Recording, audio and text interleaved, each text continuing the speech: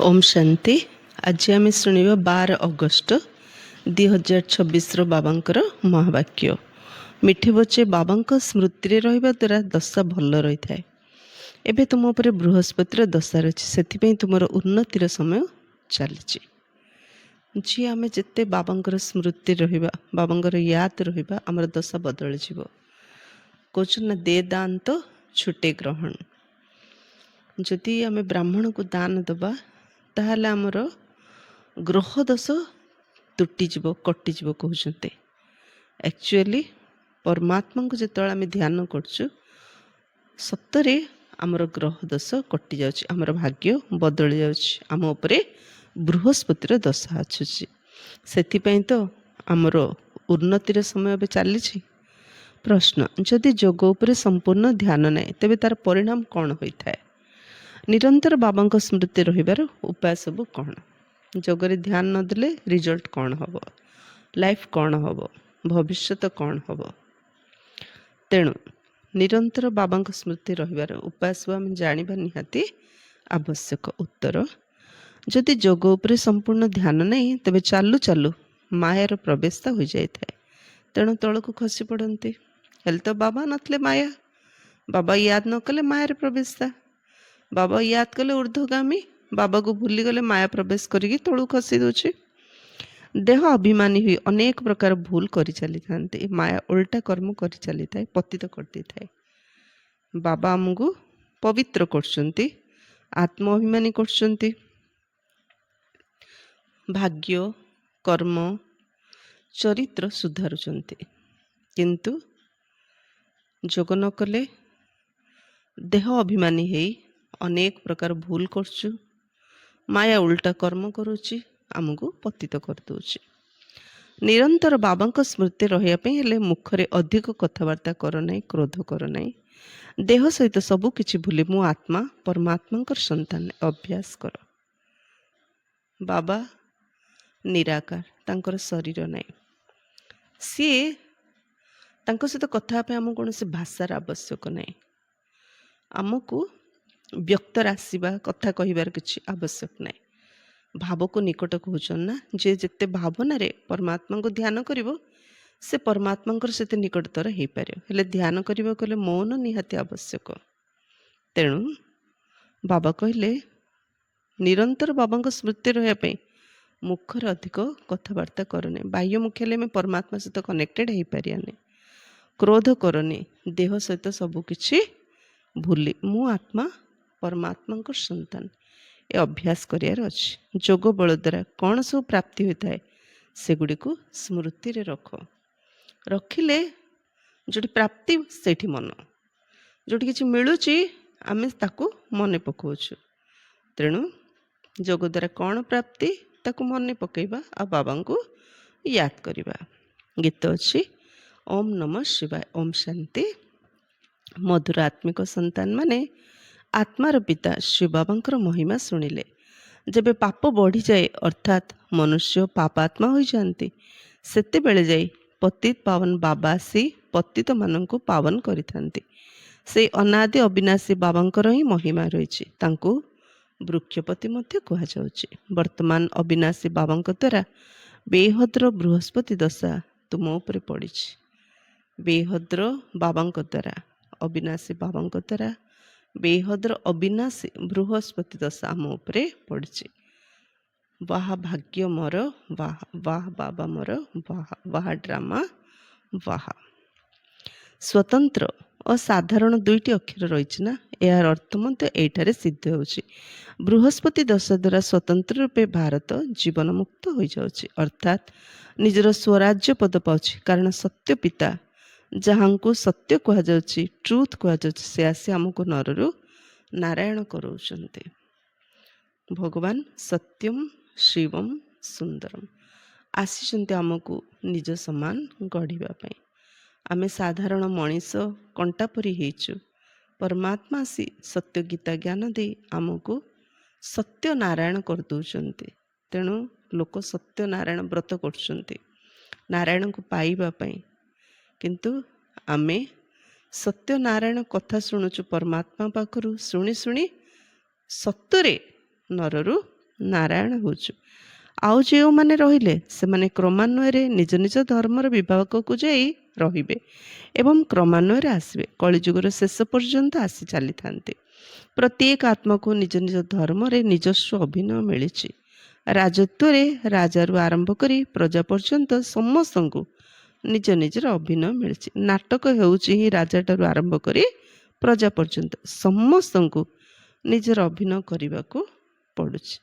ରାଜା ହୁଅନ୍ତୁ, ପ୍ରଜା ହୁଅନ୍ତୁ, ସମସ୍ତଙ୍କୁ ନିଜ ନିଜର ଅଭିନୟ କରିବାକୁ ପଡ଼ୁଛି। ବର୍ତ୍ତମାନ ପିଲାମାନେ ଜାଣିଛନ୍ତି ଆମ ଉପରେ ବୃହସ୍ପତିର ଦଶା ରହିଛି। ଏପରି ନୁହେଁ କି ଗୋଟିଏ ଦିନ ବୃହସ୍ପତିର ଦଶା ରହିଛି, ନା, ତୁମର ବୃହସ୍ପତି ଦଶା ଚାଲିଛି। ଏବେ ତୁମର ଉନ୍ନତିର କଳା ଚାଲିଛି। ଯେତେ ବାବାଙ୍କୁ ମନେ ପକାଇବ ସେତେ ଉନ୍ନତି କଳା ହେବ। ଯେତେ ଆମେ ବାବାଙ୍କୁ ମନେ ପକାଇବା ଆମର ସେତେ ଉନ୍ନତି ହିଁ ହେବ। ଅବନତିର ପ୍ରଶ୍ନ ହିଁ ଉଠୁନି, ଉନ୍ନତି ହିଁ ଉନ୍ନତି ହେବ।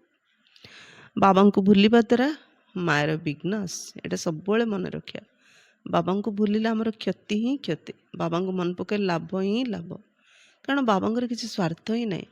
ବାବା ଯାହା କରୁଛନ୍ତି ଆମ ପାଇଁ କରୁଛନ୍ତି, ଆମର ଭଲ ପାଇଁ କହୁଛନ୍ତି। ଆମର ହିଁ କଲ୍ୟାଣ କରିବା ପାଇଁ ସେ ପରମଧାମରେ ପତିତ ଦୁନିଆରେ ଆସିଛନ୍ତି।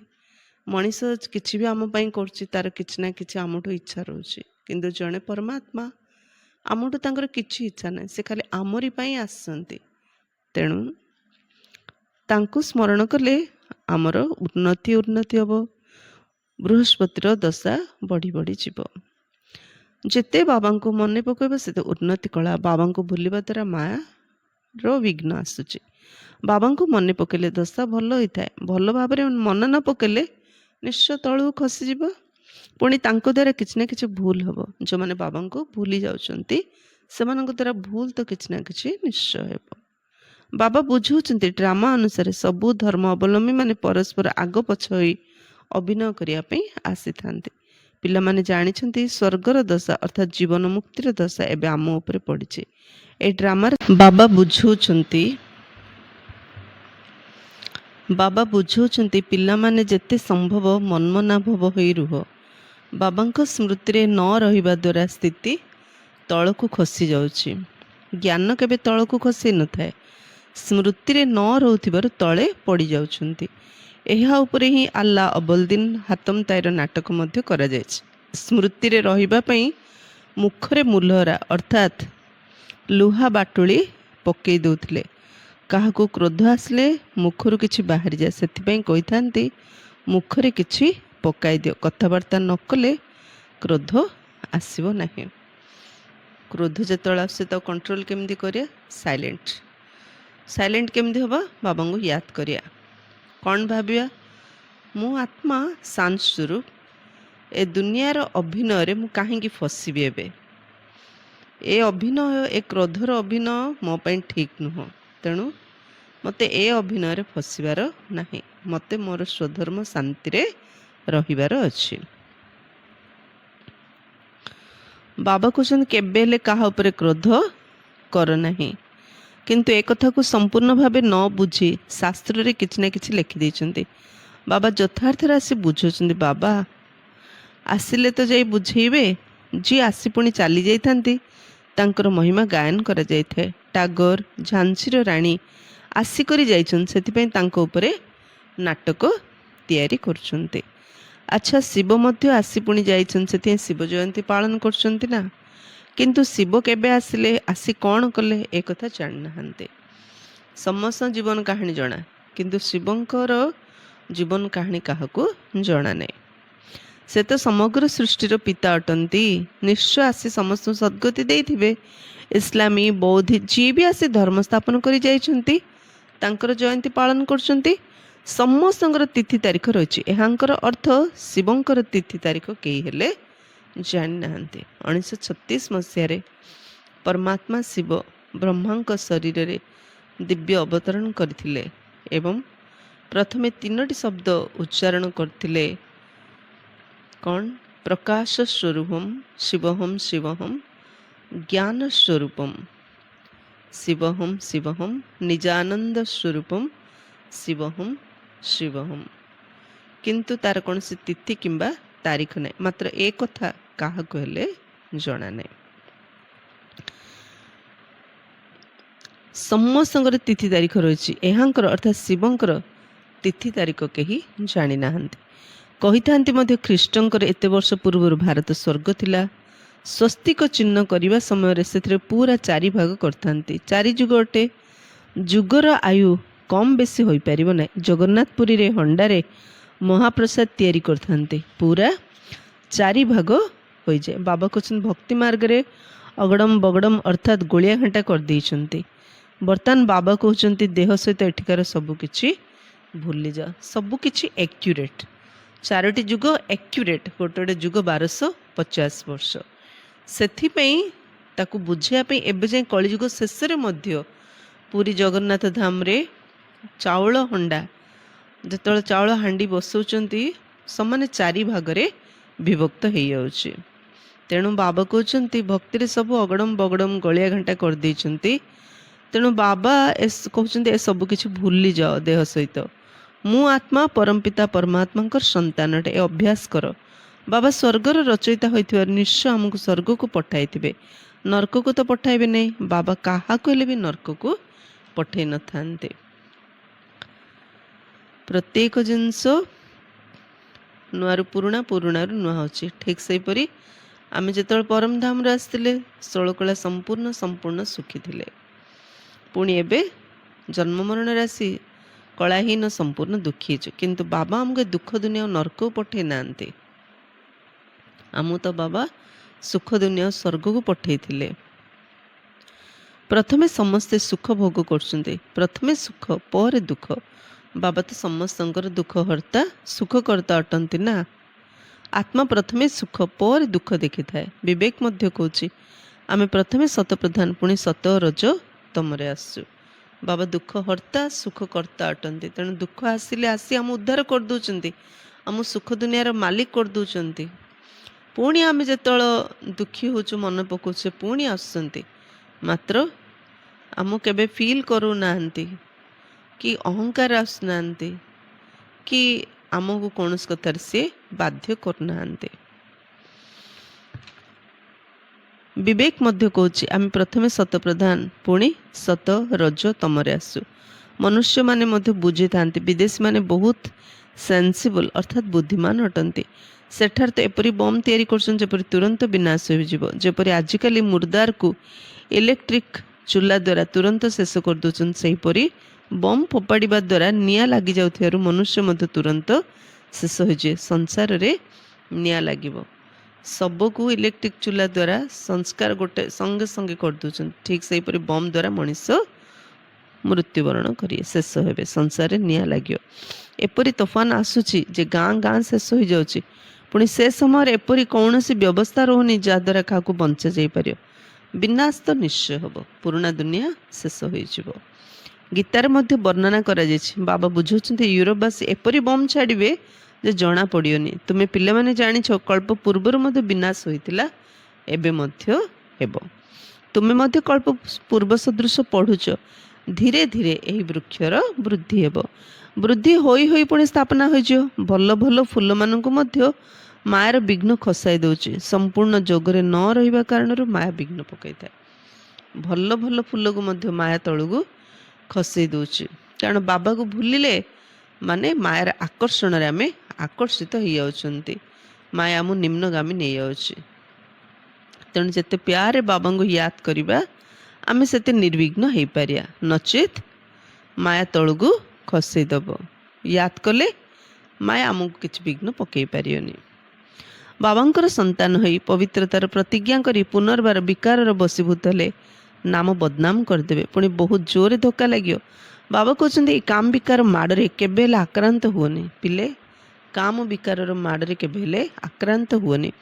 ପିଲାମାନେ ଜାଣିଛନ୍ତି ଏଠାରେ ରକ୍ତର ନଦୀ ବହିବ। ସତ୍ୟ ଯୁଗରେ କ୍ଷୀରର ନଦୀ ପ୍ରବାହିତ ହୋଇଥାଏ। ତାହା ହେଲା ନୂଆ ଦୁନିଆ, ଏହା ହେଉଛି ପୁରୁଣା ଦୁନିଆ। କଳି ଯୁଗରେ ଦେଖ କ'ଣ କ'ଣ ଅଛି। ନୂଆ ଦୁନିଆର ବୈଭବକୁ ତ ଦେଖ। ଏଠାରେ ତ କିଛି ବି ନାହିଁ। କନ୍ୟାମାନେ ସାକ୍ଷାତକାରରେ ଯାଇ ଦେଖି ଆସନ୍ତି। ସୂକ୍ଷ୍ମ ବତନରେ ସୁବିରସ ପିଲୁ, ଏପରି କଲୁ, ଏସବୁର ସାକ୍ଷାତକାର ହୋଇଥାଏ। କହନ୍ତି ଆମେ ମୂଳ ବତନକୁ ଯାଉଛୁ, ବାବା ବୈକୁଣ୍ଠକୁ ପଠାଇ ଦେଉଛନ୍ତି। ଏସବୁ ସାକ୍ଷାତକାର ଆଦି ଡ୍ରାମାରେ ନିର୍ଦ୍ଧାର୍ଯ୍ୟ ରହିଛି। ଏହାଦ୍ୱାରା କିଛି ମିଳେ ନାହିଁ। ସାକ୍ଷାତକାର କରିବା ଅର୍ଥ ସୁନ୍ଦର ପିକ୍ଚର ଗୋଟେ, ସିନେମା ଗୋଟେ ଦେଖିଲେ। ତା ଦ୍ୱାରା ଆମ ପ୍ରାପ୍ତି କ'ଣ ହେବ? କିଛି ନାହିଁ। ଆମେ ଯୋଗ କଲେ ଆମର ବିକର୍ମ ବିନାଶ ହେବ। ବହୁତ କନ୍ୟା ସୂକ୍ଷ୍ମବତନ ଯାଇ ସୁବିରସ ପିଉଥିଲେ, କିନ୍ତୁ ଆଜି ନାହାନ୍ତି। ଭଲ ଭଲ ଫାଷ୍ଟ କ୍ଲାସ୍ ସନ୍ତାନମାନେ ହଜିଗଲେ। ବହୁତ ଧ୍ୟାନ ସାକ୍ଷାତକାରରେ ଯେଉଁମାନେ ଯାଉଥିଲେ ସେମାନେ ବିବାହ କରିଲେ। ଆଶ୍ଚର୍ଯ୍ୟ ଲାଗୁଛି, ମାୟା କିଭଳି ଅଟେ, ଭାଗ୍ୟ କିପରି ଓଲଟି ଯାଉଛି। ବହୁ ସନ୍ତାନମାନେ ଭଲ ଭଲ ପାଠ କଲେ, ଆଶ୍ଚର୍ଯ୍ୟ, ଭଲ ଭଲ ପାଠ କଲେ, ଜରୁରୀ ସମୟରେ ବହୁତ ସାହାଯ୍ୟ ମଧ୍ୟ କଲେ, ସେମାନେ ମଧ୍ୟ ଆଜି ନାହାନ୍ତି। ସେଥିପାଇଁ ବାବା କହୁଛନ୍ତି, ମାୟା ତୁମେ ବହୁତ ଜବରଦସ୍ତ ଅଟ। ଏମିତିଆ ପିଲାମାନେ ମଧ୍ୟ ଆଜି ନାହାନ୍ତି ଯେଉଁମାନେ ସମୟରେ ସହଯୋଗ ଦେଇଥିଲେ। ତେଣୁ ମାୟା ତ ବହୁତ ଜବରଦସ୍ତ। କାହିଁକି? ସହଯୋଗ ଦେଇଥିଲି ବୋଲି ଯେତେବେଳେ ଅହଙ୍କାର ଆସିଯାଉଛି ତଳକୁ ଖସି ଯାଉଛନ୍ତି। ମାୟା ସହିତ ତୁମର ଯୁଦ୍ଧ ଚାଲୁଛି। ଏହାକୁ ଯୋଗ ବଳର ଲଢ଼େଇ କୁହାଯାଏ। ଯୋଗ ବଳ ଦ୍ୱାରା କ'ଣ ପ୍ରାପ୍ତି ହୋଇଥାଏ ଏକଥା କେହି ଜାଣିନାହାନ୍ତି। କେବଳ ଭାରତର ପ୍ରାଚୀନ ଯୋଗ କହୁଛନ୍ତି। ମଧୁର ସନ୍ତାନମାନଙ୍କୁ ଯୋଗ ନିମନ୍ତେ ବୁଝାଯାଉଛି। ପ୍ରାଚୀନ ରାଜଯୋଗର ଗାୟନ ରହିଛି। ଯିଏ ବି ଫିଲୋସଫର ଅର୍ଥାତ୍ ଦାର୍ଶନିକମାନେ ରହିଛନ୍ତି ସେମାନଙ୍କ ପାଖରେ ଆଧ୍ୟାତ୍ମିକ ଜ୍ଞାନ ତ ନାହିଁ। ରୁହାନୀ ବାବା ହିଁ ରୁହାନୀ ଜ୍ଞାନର ସାଗର ଅଟନ୍ତି। ତାଙ୍କୁ ହିଁ ଶିବାୟ ନମଃ କୁହାଯାଉଛି। ତାଙ୍କର ହିଁ ମହିମାର ଗାୟନ କରାଯାଉଛି। ବାବା ଆସି ତୁମକୁ କେତେ ଜ୍ଞାନ ବୁଝାଉଛନ୍ତି। ଏହାକୁ ଜ୍ଞାନର ତୃତୀୟ ନେତ୍ର କୁହାଯାଉଛି। ବାବା ଯେଉଁ ଜ୍ଞାନ ଦେଲେ ଏ ଜ୍ଞାନକୁ କୁହାହେଲା ତୃତୀୟ ନେତ୍ର। କାରଣ ଆମେ ଆତ୍ମାକୁ ଜାଣିଗଲେ, ବୁଦ୍ଧିର ଆଖି ଖୋଲିଗଲା। ଆଉ କାହାର ଶକ୍ତି ନାହିଁ ଯେ ନିଜକୁ ତ୍ରିକାଳଦର୍ଶୀ କହିପାରିବେ। ତ୍ରିକାଳଦର୍ଶୀ କେବଳ ବ୍ରାହ୍ମଣ ହିଁ ହୋଇଥାନ୍ତି, ଯେଉଁ ବ୍ରାହ୍ମଣଙ୍କ ଦ୍ୱାରା ଜ୍ଞାନ ଯଜ୍ଞ ରଚନା କରାଯାଇଛି। ରୁଦ୍ର ଜ୍ଞାନ ଯଜ୍ଞ ଅଟେ ନା। ଶିବଙ୍କୁ ରୁଦ୍ର ମଧ୍ୟ କହିଥାନ୍ତି। ଅନେକ ନାମ ରଖିଦେଇଛନ୍ତି। ପ୍ରତ୍ୟେକ ଦେଶରେ ଭିନ୍ନ ଭିନ୍ନ ନାମ ରହିଛି। ବାବାଙ୍କ ବ୍ୟତୀତ ଆଉ କାହାର ଏତେ ନାମ ନାହିଁ। ଭଗବାନଙ୍କର, ଶ୍ରୀ ବାବାଙ୍କର ଯେତେ ନାମ ଅଛି ସେତେ ନାମ କାହାର ହେଲେ ନାହିଁ। ଏହାଙ୍କୁ ମଧ୍ୟ ବବୁଲନାଥ କୁହାଯାଏ। ଯେଉଁଥିରେ କଣ୍ଟା ଥାଏ ତାକୁ ବାବୁଲ କୁହାଯାଏ। ବାବା କଣ୍ଟାରୁ ଫୁଲ କରିଥିବାରୁ ତାଙ୍କର ନାମ ବାବୁଲନାଥ ରଖାଯାଇଛି। ବାବୁଲନାଥ ମନ୍ଦିର କେଉଁଠି ଅଛି? ବମ୍ବେରେ ବାବୁଲନାଥ ମନ୍ଦିର ଅଛି। ସେଠି ମେଳା ମଧ୍ୟ ହେଉଛି। ଅର୍ଥ କିଛି ହେଲେ ବୁଝନ୍ତି ନାହିଁ। ବାବା ବସି ବୁଝାଉଛନ୍ତି ଏହାଙ୍କର ସଠିକ୍ ନାମ ଶିବ ଅଟେ। ବ୍ୟାପାରୀମାନେ ମଧ୍ୟ ବିନ୍ଦୁକୁ ଶିବ କହିଦେଇଥାନ୍ତି। 1 2 ଗଣନା କରି କରି 10ରେ ପହଞ୍ଚିଲେ ଶିବ ବୋଲି କହିଥାନ୍ତି। ବାବା ମଧ୍ୟ କହୁଛନ୍ତି, ମୁଁ ବିନ୍ଦୁ ଷ୍ଟାର ଅର୍ଥାତ୍ ତାରକା ସଦୃଶ ଅଟେ। ଏପରି ବହୁତ ଲୋକେ 2ଟି ତିଳକ ମଧ୍ୟ ଲଗେଇଥାନ୍ତି, ମାତା ଓ ପିତା। ଜ୍ଞାନ ସୂର୍ଯ୍ୟ ଓ ଜ୍ଞାନ ଚନ୍ଦ୍ରମାର ଚିହ୍ନ 2ଟା ତିଳକ ଲଗାଉଛନ୍ତି। ସେ ହେଲେ ମାତା ପିତା, ଶ୍ରୀ ବାବା ବ୍ରହ୍ମ ବାବାଙ୍କର ଚିହ୍ନ। କିନ୍ତୁ ସେମାନେ ଅର୍ଥ ଜାଣିନାହାନ୍ତି। ତେବେ ବାବା ଯୋଗ ବିଷୟରେ ବୁଝାଉଥିଲେ। ଯୋଗ କେତେ ପ୍ରସିଦ୍ଧ। ଏବେ ତୁମେ ସନ୍ତାନମାନେ ଯୋଗ ଶବ୍ଦ ଛାଡ଼ିଦିଅ, ୟାଦ କର ଅର୍ଥାତ୍ ମନେ ପକାଅ। ଯୋଗ କହିଲେ କେତେ କଷ୍ଟ, କେତେ କଠିନ। ଯୋଗ ସାଧନା ବୋଲି କୁହାଯାଉଛି। କିନ୍ତୁ ୟାଦ ମାନେ ସ୍ୱାମୀ ସ୍ତ୍ରୀ ସ୍ୱାମୀକି ମନେ ପକେଇଲା, ମା ପୁଅକୁ ମନେ ପକେଇଲା, ପ୍ରେମିକ ପ୍ରେମିକାକୁ ମନେ ପକେଇଲା। ୟାଦ ସହଜ, କିନ୍ତୁ ଯୋଗ କଷ୍ଟ, କଠିନ। ତେଣୁ ବାବା କହୁଛନ୍ତି ଯୋଗ ଶବ୍ଦ ଭୁଲିଯାଅ, ୟାଦ କର, ମୋତେ ମନେ ପକାଅ। ବାବା ବୁଝୁଛନ୍ତି ଯୋଗ ଅକ୍ଷର କହିଲେ ବୁଝିପାରିବେନି, ମନେ ପକେଇବା କହିଲେ ବୁଝିବେ। ବାବାଙ୍କୁ ବହୁତ ୟାଦ କରିବାକୁ ହେବ। ବାବାଙ୍କୁ ସାଜନ ମଧ୍ୟ କୁହାଯାଇଥାଏ। ପାଟରାଣୀ କରିଥାନ୍ତି ନା। ବିଶ୍ୱର ରାଜଧାନୀର ସମ୍ପତ୍ତି ବାବା ଦେଉଛନ୍ତି। ସତ୍ୟଯୁଗରେ ଜଣେ ପିତା ରହିବେ, ଭକ୍ତିରେ 2 ଜଣ ପିତା, ଜ୍ଞାନ ମାର୍ଗରେ ଏବେ ତୁମର 3 ଜଣ ପିତା ଅଛନ୍ତି। କେତେ ଆଶ୍ଚର୍ଯ୍ୟ କଥା। ତୁମେ ଅର୍ଥ ସହିତ ଜାଣିଛ। ଗୋଟେ ଶରୀରର ପିତା ଲୌକିକ ପିତା, ଆଉ ଗୋଟେ ଆତ୍ମାର ପିତା ପାରଲୌକିକ ପିତା। ଏବେ ଅଲୌକିକ ପିତା କିଏ? ଯିଏ ଆମକୁ ଶରୀର ଅଭିମାନରୁ ଆତ୍ମ ଅଭିମାନୀ କରିବା ପାଇଁ ପରମାତ୍ମାଙ୍କ ସହିତ ମିଶାଉଛନ୍ତି। ସିଏ ହେଲେ ଅଲୌକିକ ପିତା ବ୍ରହ୍ମ ବାବା। 2 ଜଣ ପିତା ଓ ଜ୍ଞାନ ମାର୍ଗ ଏବେ ତୁମର 3 ଜଣ ଅଛନ୍ତି ପିତା। କେତେ ଆଶ୍ଚର୍ଯ୍ୟ କଥା। ତୁମେ ଅର୍ଥ ସହିତ ଜାଣିଛ। ସତ୍ୟଯୁଗରେ ସମସ୍ତେ ସୁଖୀ ହେବେ, ସେଥିପାଇଁ ପାରଲୌକିକ ପିତାଙ୍କୁ ଜାଣିବାର ଆବଶ୍ୟକତା ନାହିଁ। ଏବେ ତୁମେ 3 ଜଣ ପିତାଙ୍କୁ ଜାଣୁଛ। କେତେ ସହଜ ବୁଝିବାର କଥା। ଭକ୍ତିରେ ଜ୍ଞାନ ମାର୍ଗରେ ସତ୍ୟଯୁଗରେ ତ୍ରେତା ଯୁଗରେ କେବଳ ଜଣେ ଥିଲେ, ଏ ଶରୀରକୁ ଯିଏ ଜନ୍ମ ଦେଇଥିଲା। ଭକ୍ତିରେ 1ରୁ 2 ହେଇଗଲେ, ଭଗବାନଙ୍କୁ ଜାଣିଲେ। ଜ୍ଞାନରେ 2ରୁ 3 ହେଇଗଲେ, ଅଲୌକିକ ପିତା ଯିଏ ଆମକୁ ଭଗବାନଙ୍କ ସହିତ ମିଶାଉଛନ୍ତି।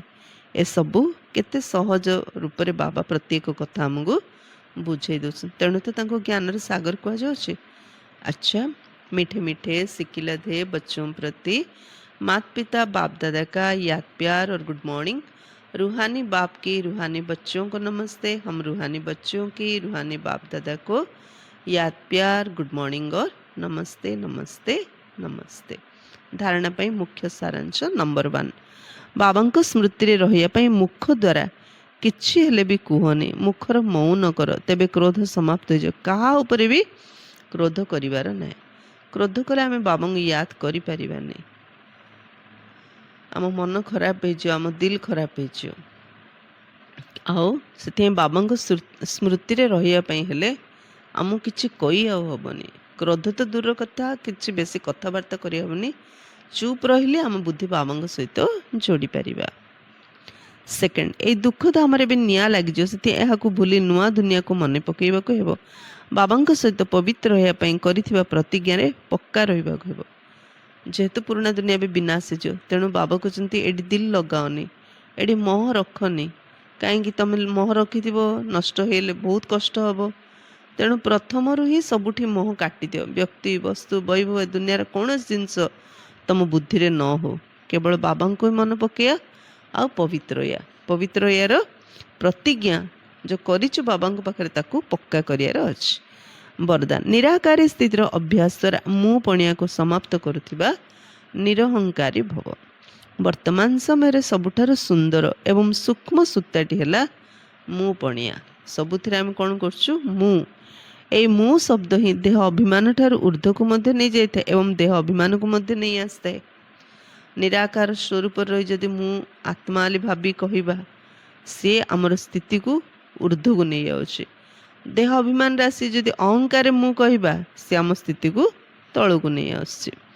जेतेबेले मु पणिया ओलटा रूप में आसी थाए सेतेबेले से तुमको बाबांकर प्रिय करने बदल में कौन ना कौन आत्मार नाम मान एवं शान प्रिय कर दे था। जिते ए मु उल्टा रूपर मु पणिया देह अभिमान मु पणिया अहंकार मु पणिया आसी सेतेबेले आमे अन्य मानक नाम रूप में फसी जाउछन्ति। बाबांकर प्रिय हवा बदल में मनीषर प्रिय होगा चाहते। तेणे बंधन मुक्त होगा निरंतर निराकारी स्थिति स्थित हो साकार स्थिति को आस। मु आत्मा ये अभिनय करने आसी।